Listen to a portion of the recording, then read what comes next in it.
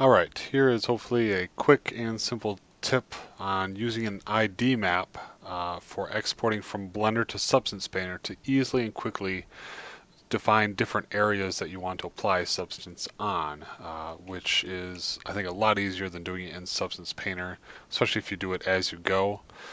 So building this model, as I went, I created different materials. As you can see in the materials here, I have 3, 4, 5, 6, 7, 8 different materials applied to this mesh. The reason it looks a little funky is because there's actually a lot more on here, but since it's going to be in VR, it's going to be interactable, so I don't need those parts currently. I'm just using this for the demo. So as you can see, I have a bunch of different materials applied to different parts of this mesh. I also have it unwrapped and all that.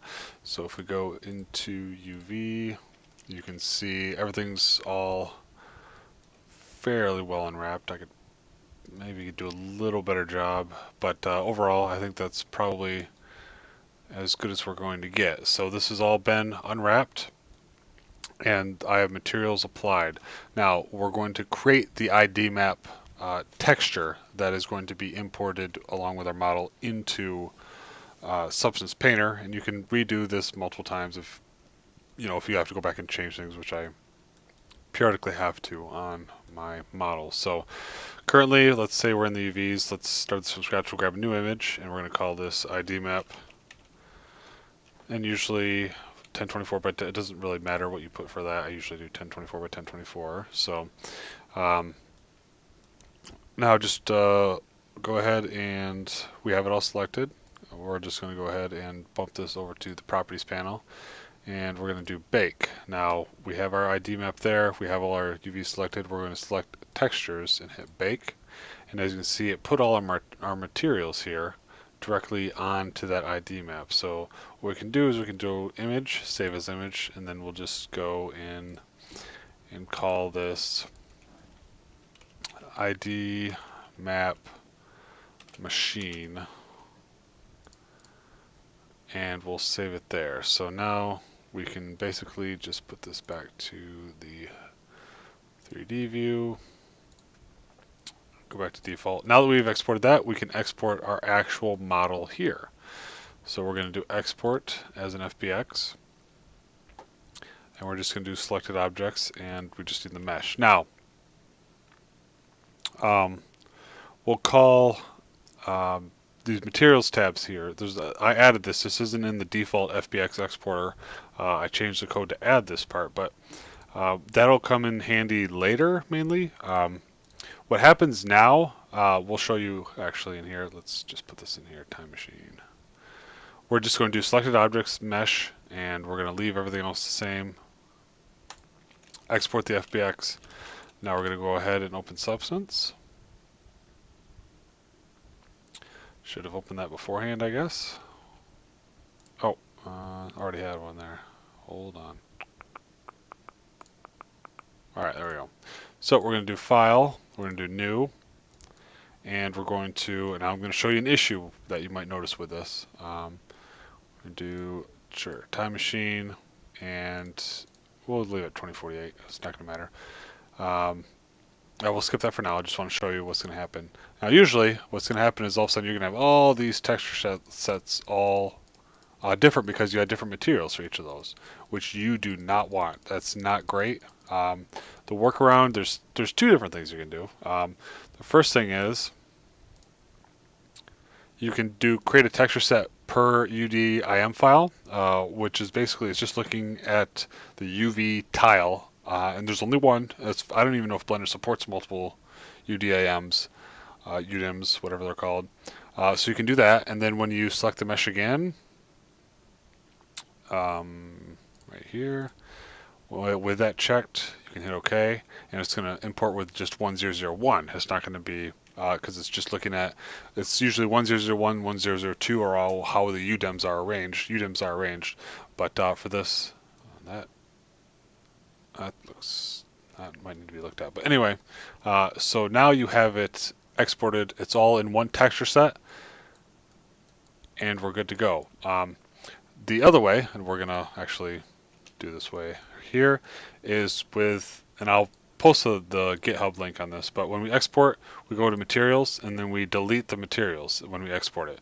So this is only for export, it doesn't delete them in Blender itself. And if you don't want to install this thing, what you can do is just delete all these out, then export the model. But then of course you'd have to re-add all the materials if you want to do it, or you'd have to get Control Z and go back after all that to back to where you were. So what you can do is export the FBX, hit materials. Okay, so now this is my preferred way of doing it. So I export, with that I delete the materials, and then time machine.fbx and export.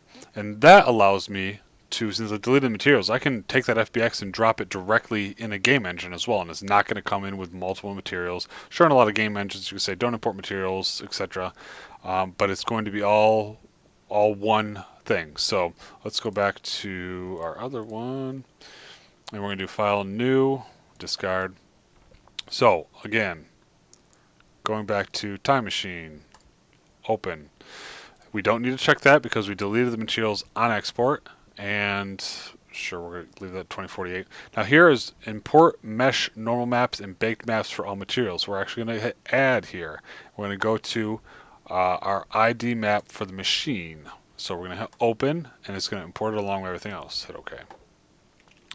Now usually you notice it comes in with just the default material, which is exactly what we want. So now usually one of the first things most people do is bake all these out. So we can hit bake textures, uncheck ID map, we don't need that. And it's just going to bake out our textures here. Our maps, I should say, not our textures.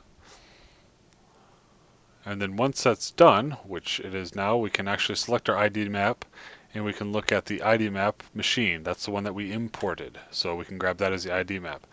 Now, how does this help us? Now that we have the ID map there, it's actually super simple. We don't have to mess around with selecting, certain vertices and adding those to a mask and all that.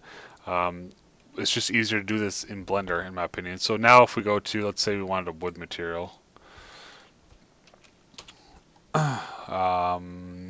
Wood chest, bam, that looks beautiful. Now it's a whole wood chest. Now you say I just want that to be the top part of the cabinet. So what you would do is you would add mask with color selection. Now it's going to ask you what color you want. You're going to say pick color, and this is your ID map. This is your entire, you can select anything on this map here, or you can select it on the model here. We wanted just the top of the cabinet. So we would just hit there, and then bam, that's completely selected and added there. That really won't be seen because there's actually a pull-out drawer there to change the battery in the machine. So that won't. I probably could actually.